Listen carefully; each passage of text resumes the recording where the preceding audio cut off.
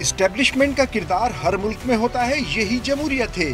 سابق مشیر پیٹرولیم اور رہنما پیپلز پارٹی ڈاکٹر عاصم نے ڈان نیوز کو خصوصی انٹرویو دیتے ہوئے واضح کیا کہ اسے دھکا دینا ممکن نہیں۔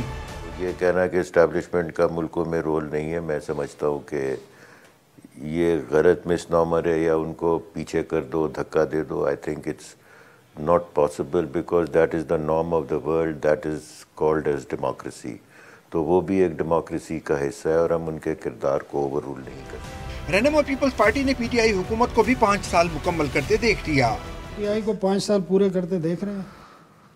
Honestly speaking, I do. آپ سمجھتے ہیں کہ 5 سال پورے کریں گے؟ مجھے لگتا ہے، مطلب یہ میری پارٹی کی اوپینین نہیں ہے، یہ کسی کی اوپینین نہیں ہے، یہ میری ذاتی اوپینین ہے کہ یہ کریں۔